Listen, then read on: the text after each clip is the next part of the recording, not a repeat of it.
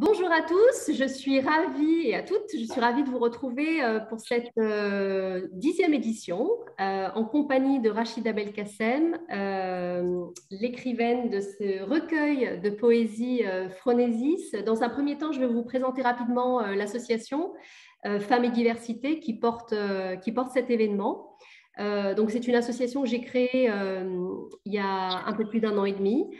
Cette association a pour but de proposer un changement de regard sur le féminin et la question de la diversité dans notre société française à travers 3 axes. Le premier axe est un film documentaire que j'ai co-réalisé avec Nabil Senaji, qui s'appelle Franco-Maghrébine, portrait d'une nation française. Et c'est un film documentaire qui sera sorti à l'automne. Ce film a pour but de proposer un changement de regard sur la population musulmane à travers le prisme des femmes franco-maghrébines. Donc, on a orienté notre film autour de 5 profils de femmes aussi différentes et aussi inspirantes les unes que les autres. Le deuxième axe, c'est de travailler sur une collection de portraits de femmes de toutes les diversités.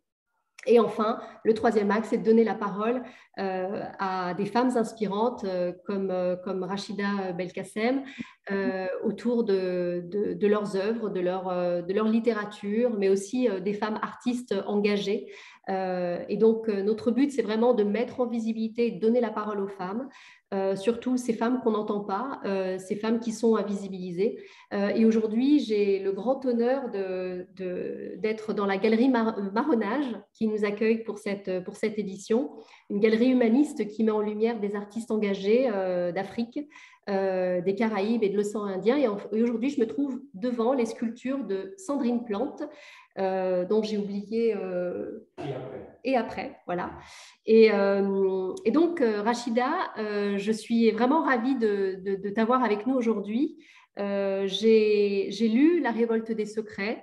Et après La Révolte des secrets, c'est vrai que ce recueil de poésie vient révéler de manière un peu plus intime ce que tu as souhaité nous dire.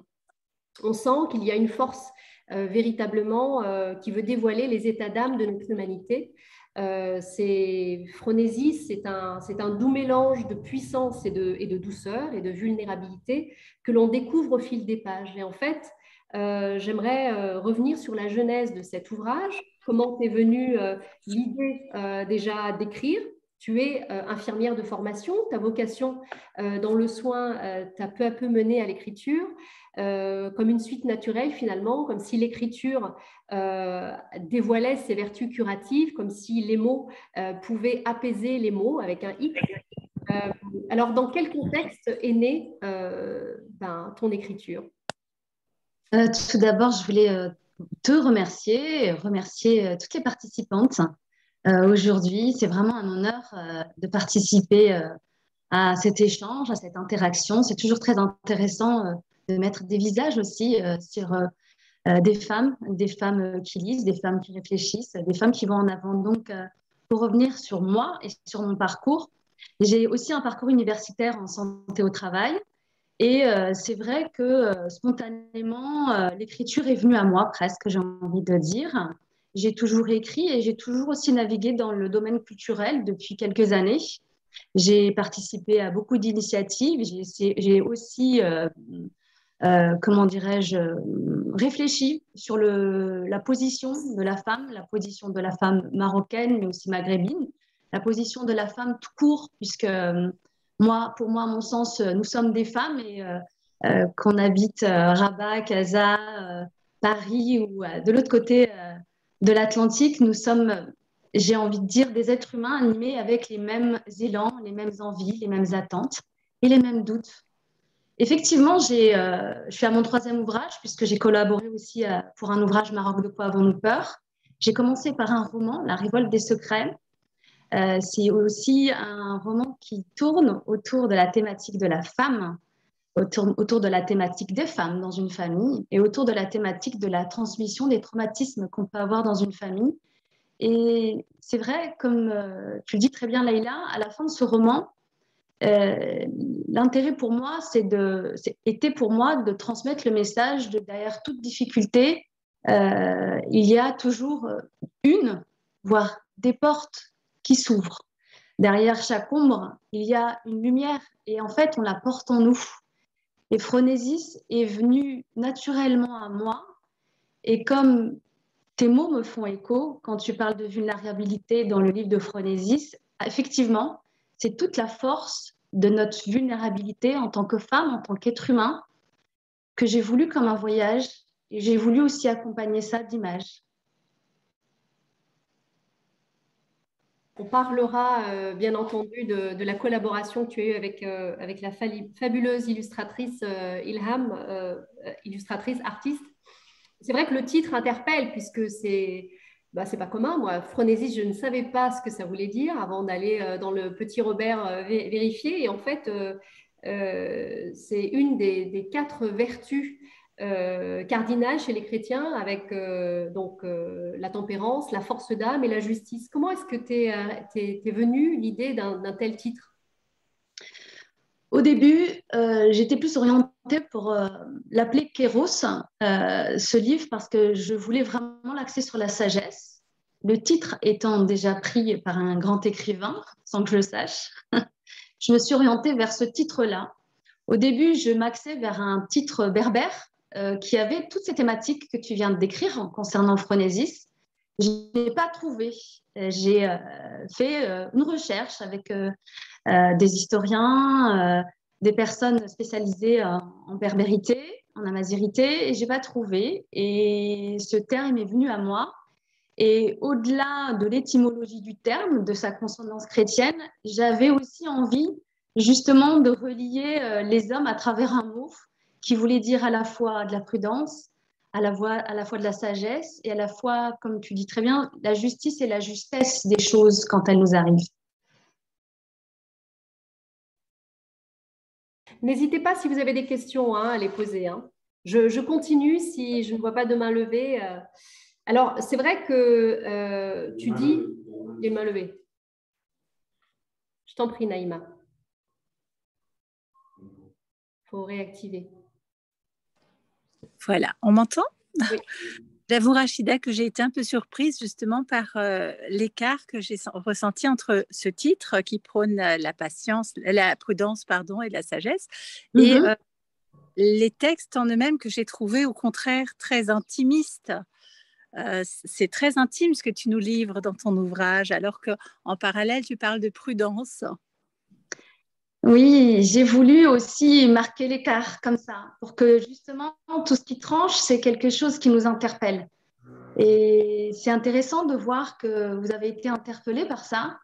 Et c'était le but un peu de secouer un peu le lecteur et pour l'emmener un peu comme si je lui prenais la main, entre guillemets, et qu'après je la lâchais, la main finalement, et que le lecteur finalement, il a son histoire aussi. Oui, merci. Merci à vous en tout cas, merci. Bienvenue à Sophia qui rejoint ce live. C'est vrai que tu dis que la poésie est un rempart contre nos peurs et nos solitudes. C'est d'autant plus vrai que nous vivons une situation très anxiogène finalement, qui nous pousse à nous réinventer, à retisser nos liens invisibles, nos liens sociaux. Comment est-ce que la poésie peut nous rendre plus libres selon toi? Je ne sais pas si elle rend plus libre, mais elle nous libère. Elle nous libère de quelque chose. Je trouve qu'il y a, on va dire, de tout temps, la poésie a habité les foyers. De tout temps, les grands-parents, on était bercés par des poésies, quelle que soit l'ethnie, quelle que soit l'origine, quel que soit le pays. Euh, la poésie faisait partie des foyers et elle accompagnait les gens dans leur vie, mais la poésie orale, et d'où la nécessité d'écrire, c'est-à-dire de poser les mots pour que ça reste. Beaucoup de poésie, de citations, de choses font parfois comme des rituels qui interpellent les gens parce que les mots, les mots peuvent blesser. Aujourd'hui, on voit qu'on est dans une société de plus en plus qui challenge les gens, où la réussite est importante, où il faut être le plus, le plus, le plus. La poésie vient apaiser l'âme. La poésie, à mon sens, vient nous recentrer sur ce qu'on, à mon sens, cherche, ce qu'on cherche, c'est-à-dire nous recentrer sur qui on est, ce que l'on souhaite et là où on veut aller au moment où on s'interroge. Parce que notre trajectoire de vie, elle peut changer, elle peut être arrêtée, elle peut se modifier, mais nous restons les mêmes. Et c'est pour moi un rempart car elle protège de ce qui parfois peut nous arriver de très violent. Là où on n'arrive pas à mettre des mots sur les difficultés de la vie quotidienne, parfois lire un poème qui nous parle, un auteur qui nous parle, le faire comme un rituel, une fois par semaine, une fois par mois, le soir avant de se coucher, permet parfois de juste poser les choses. C'est vrai qu'il y a quelque chose de mystique dans ce que tu dis, notamment comment la poésie permet de se connecter à quelque chose de sacré qui vit en nous. Et c'est maintenant que j'aimerais qu'on aborde la question de la transmission. Dans notre association, on essaye d'œuvrer pour mettre en lumière justement la diversité des femmes, mais aussi les femmes dans toute leur diversité. On parlait tout à l'heure des parcours de vie et du fait que, pour moi en tout cas, une femme carriériste vaut autant qu'une femme qui décide de ne pas avoir de carrière. Et Oui. malheureusement, le curseur est beaucoup plus axé sur la femme carriériste dans nos sociétés matérialistes que l'autre. Et c'est très regrettable. Et donc, en rencontrant les femmes dans leur pluralité, il y a une valeur fondamentale que nous portons, c'est celle de la transmission, bien entendu. J'ai été particulièrement touchée par Les secrets de l'appartenance, qui est un poème dans Phronésis, qui évoque les liens invisibles qui nous lient à nos ancêtres, à cette mémoire en fait que nous portons et que nous devons honorer, mais aussi dont on doit aussi s'affranchir pour regagner notre liberté. Est-ce que tu pourrais nous en lire un extrait et on en discute après? Oui, bien sûr. Donc c'est la page 25 pour celles qui ont l'exemplaire. Alors, les secrets de l'appartenance. Certains regards ne sont pas d'aujourd'hui. Ils reflètent un ailleurs lointain, une histoire, une vision portant les âmes de nos ancêtres. Certains sont plus puissants que d'autres, plus souverains. Ce sont nos guides, que les hommes appellent suppléments d'âme. Ce regard est libre, s'affranchit des exigences de l'instant, témoin de nos amnésies diurnes. Très bien.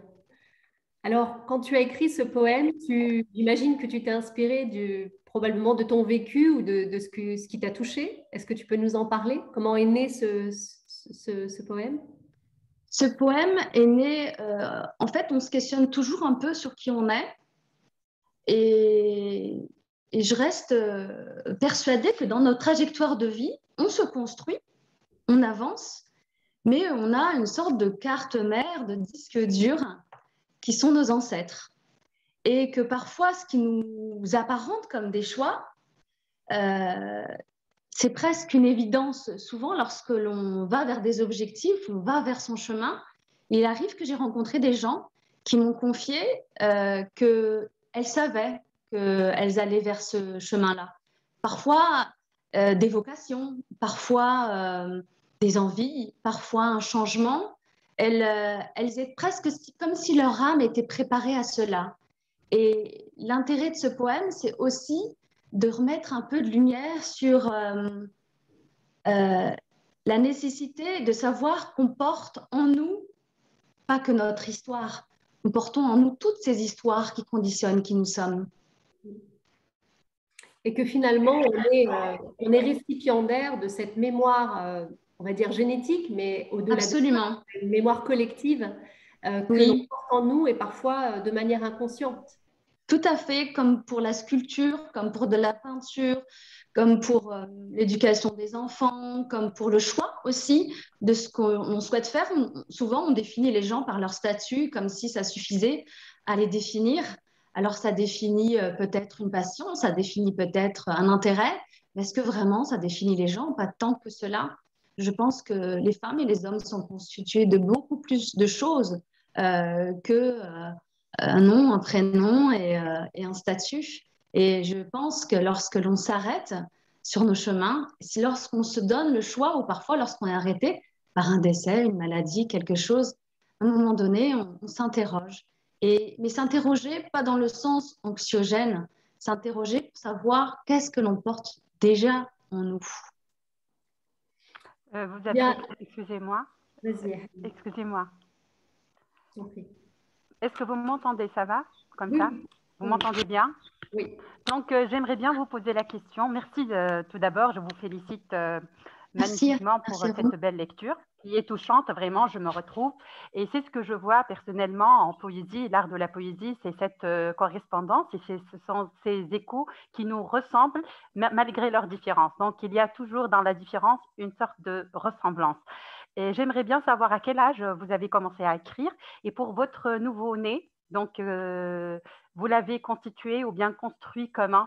D'une manière chronologique continue ou bien il y avait un décalage? Et vous aviez déjà mentionné le fait d'écrire de la manière la plus spontanée, mais quand même, il y a cet exercice de lecture et relecture et de revoir certaines notions, certains termes, parce que je viens de découvrir aussi une tendance philosophique, existentielle dans tout ce que vous venez déjà de dire.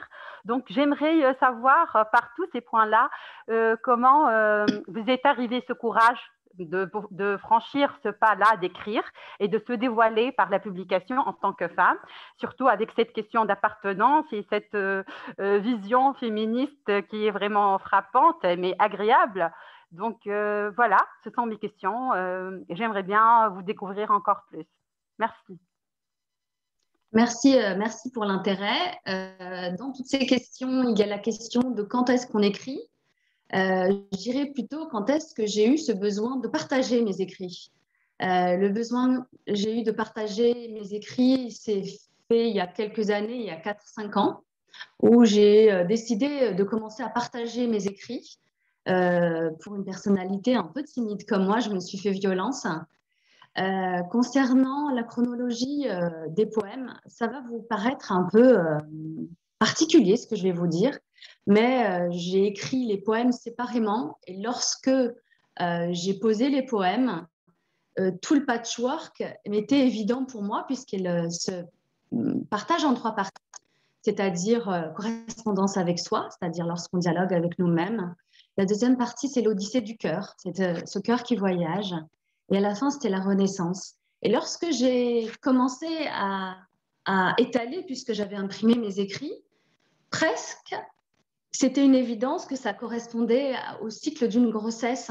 Donc, les poèmes se sont ajustés d'eux-mêmes, car dans mon écriture, il y avait quelque chose comme un fil conducteur qui s'est laissé lui-même guider. J'ai presque été moi-même étonnée de voir à quel point cette écriture était une écriture qui se suivait les uns après les autres. On le sent beaucoup. N'hésitez pas à poser vos questions, hein. Si vous avez des questions, n'hésitez pas. C'est vrai qu'on le sent beaucoup, Rachida, cette manière très intuitive de dire les choses. Et puis, enfin, on sent en tout cas dans ce livre voilà, quelque chose de sacré qui est mise en lumière, mais de manière assez délicate. Ce que je disais tout à l'heure, une certaine puissance, une force et en même temps une vulnérabilité, une grande douceur qui est en fait la vie, quoi. Parce que je dirais que ce recueil, c'est une ode à la vie, c'est une ode à notre humanité qui est faite de blessures, qui est faite de difficultés. Ces blessures qui sont sacrées parce que ce sont précisément celles-là qui laissent passer la lumière, comme dirait Jalal-Din Rumi. Ce sont ces blessures-là qui constituent en fait notre force d'avancer, de se remettre en question et de grandir comme le phénix, de sortir de cette difficulté avec un regard nouveau sur la vie.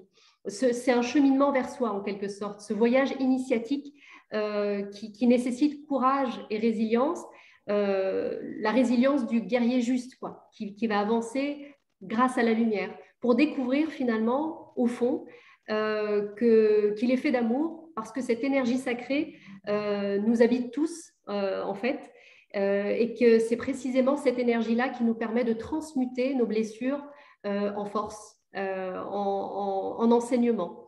Je t'avais proposé de lire un petit texte et tu as choisi Renoncement fécond. Je pense que c'est un poème qui reflète bien cette question de cheminement et de transmutation. Page 151 pour ceux qui veulent suivre. Alors, renoncement fécond. C'est à travers ces moments de vie que les prises de décision se font. Quand un moment est à la fois douloureux et tragique, il est fécond. quand un moment balaye nos illusions et nos certitudes, il est fécond. Quand un moment révèle de nous ce qui nous constitue, il est fécond. Naître de soi nécessite patience et violence, alors ce moment s'accorde à être miracle. Tout à fait.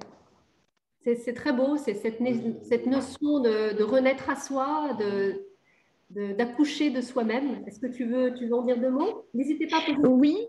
Oui, je veux dire deux mots et surtout revenir sur ce que tu viens de nous échanger, c'est que au-delà de la force, accepter nos vulnérabilités, accepter ce passage, accepter à un moment donné ce qui parfois peut nous inhiber, nous scléroser, nous laisser sur place ou même ne pas nous permettre de nous reconstruire ou de continuer à se construire, au contraire, s'en servir comme une force. Parce que bien souvent, il y a une connotation très négative lorsque les gens traversent des choses sur le plan physique ou mental ou dans leur vie privée, professionnelle. C'est juste pour dire, c'est OK, il vous arrive ça, il t'arrive ça, mais c'est aujourd'hui. Et effectivement, ce poème Renoncement fécond, c'est pour mettre un peu l'accent sur ce qu'on traverse et la fécondité et l'essence même de l'humanité. Et la fécondité, elle est là aussi, là où il y a les blessures, là où il y a des difficultés, là où il y a même parfois des erreurs, d'accepter de se tromper, de dire, OK, je me suis trompée, OK, je suis à terre, ou OK, c'est difficile, mais il y a toujours quelque chose qui va naître de cela, à nous d'en faire aussi quelque chose.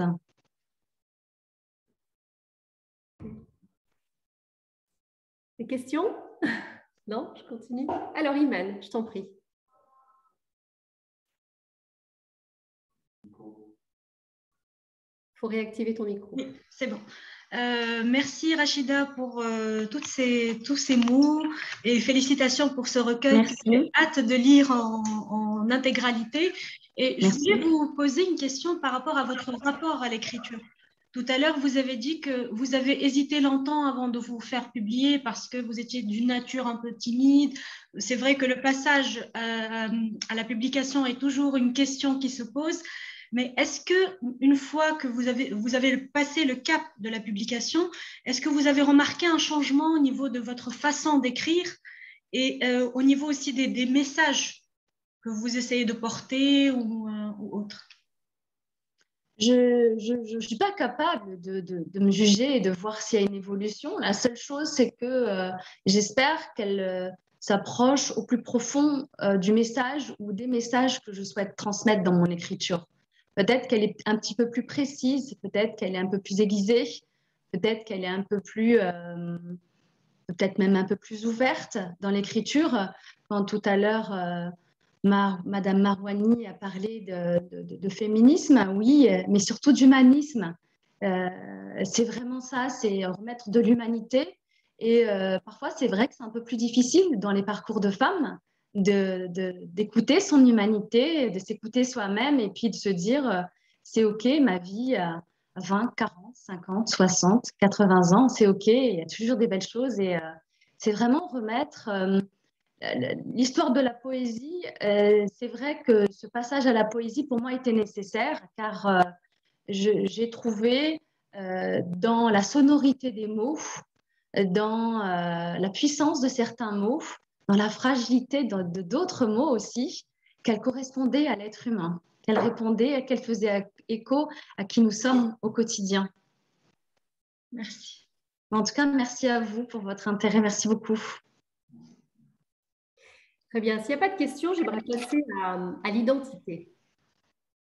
Alors, c'est vrai que La Révolte des secrets, ton précédent ouvrage, très bel ouvrage d'ailleurs, qui est un roman poétique, hein, parle d'une femme que tu admires, la femme berbère, en l'occurrence ta grand-mère, de liberté et de la puissance du féminin dans la culture amazigh, dans la culture berbère. Comment as-tu grandi en conciliant les différents pans de tes identités et comment l'écriture s'est révélée à toi alors que l'oralité est si structurante dans la culture berbère ou amazigh? Alors, d'abord, c'est la grand-mère de la narratrice. C'est un roman. C'est vrai que Leïla, tu peux faire un lien avec moi. C'est la grand-mère de la narratrice. J'ai voulu mettre la grand-mère comme personnage central, car dans toutes les familles qui ont la chance d'en avoir une, qui jouent un rôle dans une famille, euh, je trouve que c'est La des... matriarche. Voilà. Et au-delà du mot matriarche, il y a quelque chose d'encore plus comme un temple, comme quelqu'un qui est gardien d'une histoire, gardien d'une famille, etc. Donc, du coup, ta deuxième question, c'était...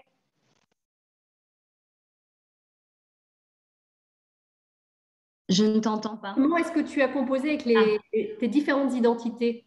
Et puis, Alors, l'oralité dans la composer, oui, l'identité berbère, ou quelle que soit l'identité d'ailleurs, de toute façon, je la veux reliant les autres. L'intérêt de la poésie dans ce roman, c'était quels sont les éléments, quelles sont les valeurs que nous partageons tous, que l'on soit breton, que l'on soit caribéen, que l'on soit marocain, tunisien, espagnol. Les femmes, comme j'ai dit au début, sont des femmes avec, nous avons des valeurs communes. Et c'est vrai que la valeur centrale, c'est celle de la liberté et de un peu balayer ce déterminisme finalement, un peu essayer de dire que nos trajectoires de vie ne sont pas conditionnées. L'identité est aussi quelque chose qui nous constitue, mais qui ne doit pas être un frein à nos connexions avec l'extérieur. Ça doit être un enrichissement perpétuel. Et comment en faire une richesse? Comment, dans des parcours de femmes, on peut en faire une richesse? Mais je crois que je ne t'apprends rien. Bah oui, oui, absolument. Alors, mon autre question, c'était comment est-ce que l'écriture s'est révélée à toi, alors que c'est vrai que dans la culture berbère, à Mazir, moi je suis personnellement d'un héritage berbère du Maroc, de mes deux parents. C'est vrai que l'oralité, la transmission par l'oral est très importante. Alors, j'essaie de savoir comment est-ce que tu es allé vers l'écriture, alors que dans notre culture, c'est vrai que l'oralité est structurante. Ben, c'est justement parce que aussi je viens d'une famille berbère marocaine que j'ai trouvé important et intéressant de l'écrire pour le transmettre. Ouais. Car il y a des générations malheureusement qui partent, il y a leurs mémoires qui partent, même s'il y a des gens qui font un vrai travail d'histoire, d'historien, ethno, et sociologue, etc., qui est une vraie, il y aura une trace de tout ça, mais moi je suis une personne lambda et dans mon roman j'ai voulu remettre un petit peu comme ça, parsemé de poésie berbère et de cette richesse de cette culture. J'ai voulu vraiment l'écrire comme pour dire oui, elle est orale. Elle est orale, mais si elle est écrite, elle peut continuer à être orale encore pour des... Donc, la transmission par l'écrit, absolument. Sophia, je t'en prie. Justement, je suis très touchée, moi aussi, par la poésie, et notamment par la culture amazigh. Et c'est très bien ce que tu fais de l'écrire et de le transmettre, non seulement dans une transmission générationnelle de mère en fille, en fils, mais aussi à travers le monde, hein, puisque ton écrit est maintenant à la portée de tous. Mais est-ce que tu continues aussi à faire une transmission orale, puisque, comme l'a dit Leïla, l'origine, elle est quand même orale. Et est-ce que tu continues à faire ce travail de transmission orale? En berbère? En berbère ou en français? Peu importe. Alors, en berbère, ce sera encore mieux. Je parle berbère, oui, oui. Est-ce que en berbère, non. En français, oui, parce que pour moi, l'écrit est primordial, mais ce qu'on partage là, comme notre échange, ça vaut énormément. C'est-à-dire aller à la rencontre des gens, partager les choses. Et comme on dit, tout ce qu'on partage, c'est quelque chose qui continue à se multiplier. Donc, oui, il y a cette nécessité-là de passer par l'écrit pour que l'oral continue, pour que l'oral ait un sens et pour qu'on continue encore à partager toutes ces valeurs d'humanité qui manque tant, surtout en ces temps si difficiles où on cherche un peu à séparer les gens, à cliver les choses. Oui, oui. Et je te remercie pour les lectures aussi, parce que Merci. c'est vrai que je te posais cette question sur l'oralité, la transmission par l'oral, parce que justement, quand tu as lu tout à l'heure les poèmes, alors ils ont résonné plus fort et différemment lorsqu'on les lit. D'accord, oui. Oui. C'est pour ça que c'est important aussi j'ai demandé à Rachida d'identifier quelques poèmes et de prendre le temps de lire. On a eu la chance. Sophia. On a eu la chance d'avoir une conteuse il y a quelques semaines de ça, et c'est vrai que le passage à l'écriture est toujours un peu délicat, mais il est essentiel justement pour perpétuer en fait le travail et cette mémoire dont on a parlé en début d'entretien. N'hésitez pas si vous avez des questions, je vous relance à chaque fois, mais sinon je continue. Bon, j'aimerais bien poser la question. Je suis de retour, Hanen. Donc j'ai remarqué une certaine similitude entre les secrets de l'appartenance et les secrets de l'appartenance et la révolte des secrets. Donc, la thématique du secret est de retour. Normalement, c'est quelque chose qui vous inspire, qui nous inspire toutes et tous. Est-ce que normalement, c'est une expérience de vie qui met en exergue ou bien qui mène encore à devenir talentueuse au fil du temps, quand on garde plus le secret, quand on appartient c'est-à-dire à deux mondes différents, quand on ose franchir les frontières pour pousser les limites du possible. Donc, est-ce que c'est intéressant pour une femme qui aime écrire ou bien qui a ce talent-là de garder encore et encore un secret, mais pour les dévoiler? En fin de compte, c'est contradictoire, mais voilà, c'est ça l'idée. Parce que je sens qu'il y a, donc à travers la tétralogie, parce que je n'ai pas lu encore vos textes, donc en attendant que j'aurai l'occasion de lire en intégralité votre œuvre, donc ça sera vraiment avec un grand plaisir. Mais j'ai remarqué à travers les deux titres qui ont été déjà lancés, à travers le poème et le titre de votre roman. Et j'aimerais bien aussi poser une autre question en ce qui concerne le genre romanesque et poétique. Sur le plan de votre stylistique ou bien style, qui domine l'autre? Le poétique ou le stylistique? Et voilà. Alors, je m'arrête. Merci beaucoup, Hanan. C'est très intéressant ce que tu viens de nous partager parce que tu mets le doigt sur nos trajectoires communes. Et nous avons tous des secrets, entre guillemets. En tout cas, nous sommes dans des familles. Nous sommes dans des familles qui constituent nos vies et il y a toujours des secrets. Et que faisons-nous des secrets? Qu'est-ce que les secrets font de nous? La question, elle est plutôt dans l'autre sens, hein. C'est-à-dire lorsque l'on garde ou pas un secret, est-ce que c'est le secret qui décide de se dévoiler ou est-ce qu'on s'en débarrasse? Et je crois que c'est une question qui est très personnelle, hein. C'est une question qui est que j'ai voulu effectivement, Hanan, la mettre centrale parce qu'elle conditionne nos vies. Elle conditionne nos existences. Qu'est-ce qu'on tait? Et parfois, ce que l'on tait est plus important que ce que l'on dit. Pour revenir sur mon écriture, est-ce que l'un domine l'autre? Je pense que c'est comme quelque chose, comme un équilibriste comme ça, qui essaie d'être entre l'un et l'autre.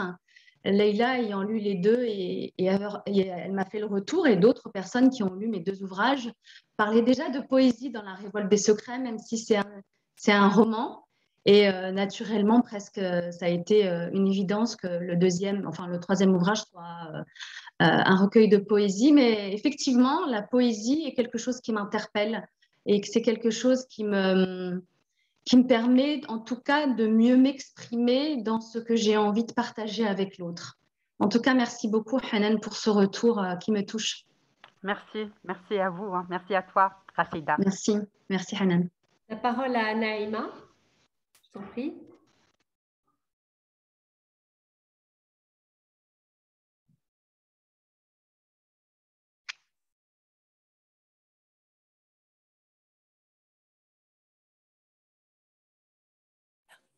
Voilà, ça y est, on m'entend? Oui? Oui. Alors, moi, j'avoue que ton ouvrage m'a fait découvrir Rachida Belkacem, que je ne connaissais pas. J'ai découvert La Femme, profondément femme et profondément ancrée dans ses racines. Tu y parles des ancêtres et je t'ai senti bien ancrée. Mais j'ai aussi découvert ce que je ne savais pas, je l'avoue, c'est Leïla qui me l'a annoncé tout à l'heure, que tu étais infirmière. Et j'avais préparé plein de questions par rapport à ce rapport que tu as au corps. Et tu parles de la peau, tu parles de plein de choses qui ont trait au corps. Dans la gestation, tu parles à un moment, dans le cri, j'ai adoré ce petit texte où tu parles à tes patients, respire, expire. Est-ce que ça ne te manque pas d'être infirmière maintenant que tu écris? Parce que ça transpire de toi. C'est vrai que l'homme, l'être humain et le corps est au centre de tout ce que j'ai toujours fait, que j'ai travaillé en tant que blouse blanche ou en santé au travail ou dans l'écriture. Le rapport avec l'écriture est un rapport intime, comme lorsqu'on soigne quelqu'un. Donc peut-être que j'ai besoin d'intimité, si on peut dire ça, en tout cas, avec le corps et l'histoire de l'autre. Et effectivement, d'avoir accompagné des personnes pendant des années dans cette noble fonction m'a permis de percevoir l'être humain dans toutes ses fragilités. Et oui, c'est vrai que l'écriture que je propose est une écriture très intime. Et je suis très heureuse de l'entendre en écho. Et merci beaucoup. Merci à toi. Merci à toi, Rachida. C'est vrai que le recueil de poèmes est d'autant plus profond qu'il est superbement illustré à chaque page, comme en miroir, par les dessins d'Ilham Laraki Omari. Est-ce que tu peux nous parler de cette collaboration artistique et pourquoi il était important pour toi d'illustrer en fait tes poèmes avec les travaux de Ilham? Alors, c'était presque pour moi une évidence de faire une collaboration. Quand j'ai commencé à écrire, il a été important pour moi de le faire dans une dynamique de femme. Je me voyais très mal le faire sans une collaboration avec une femme. Là où il y a des sonorités chez certains mots, je voyais des images.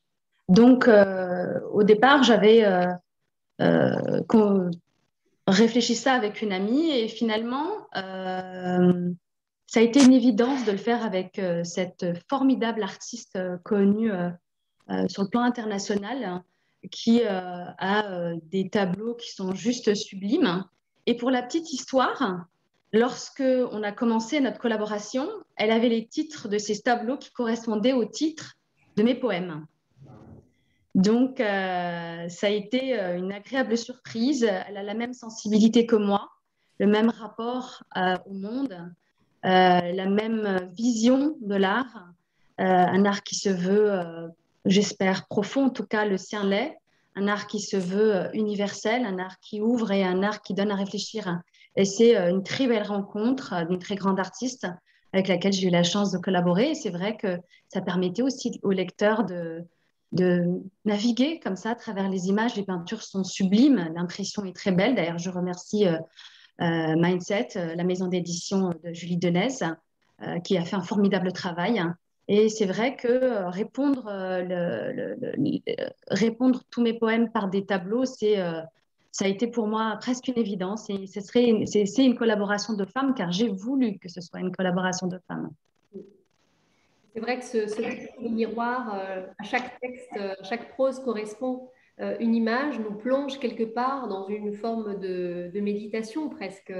Lorsqu'on lit le texte et qu'on se plonge dans cette illustration, on est dans un état presque mystique finalement, parce qu'on s'imprègne à la fois de l'image et aussi du son, quoi, en quelque sorte. Oui, je rappelle que l'ouvrage est disponible sur mindsetedition.com, qui a été très réactif à relayer nos posts ces dernières semaines.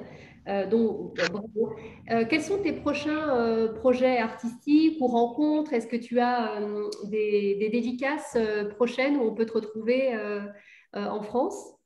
Oui, je les communiquerai sur le site Facebook et Instagram. J'ai quelques séances de dédicaces qui vont s'organiser, mais avec le Covid, il y a encore des statu quo, oui, des séances de rencontres qui seront organisées aussi par Mindset, dans lesquelles on ira à la rencontre des lecteurs et on fera aussi des lectures de poésie. Voilà, j'ai quelques petits rendez-vous comme ça qui vont aller à la rencontre des autres. Et sinon, pour le reste, oui, je continue à écrire et j'ai quelques projets qui commencent à se construire. Super, bravo. On a hâte d'en savoir plus prochainement. Je ne sais pas s'il y a des questions, sinon je te laisserai le mot de la fin, Rachida. Alors d'abord, s'il n'y a pas de questions, je souhaitais remercier chacun des participants. Merci pour vos retours, merci pour votre luminosité, car je vois que des sourires et en ces temps, c'est vrai que ça fait du bien.